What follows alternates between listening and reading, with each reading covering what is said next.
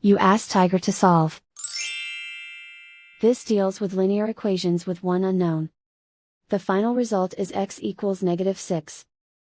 Let's solve it step by step. Group all x terms on the left side of the equation. Subtract 3x from both sides. Group like terms. Simplify the arithmetic.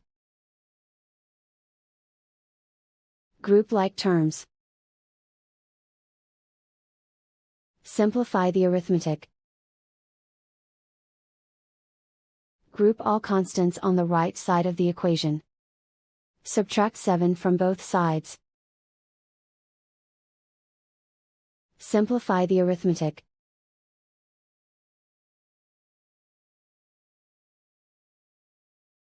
Convert the x into a positive number. Multiply both sides by -1.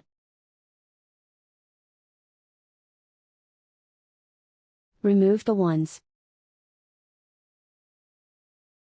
Simplify the arithmetic. And so the final result is x equals -6.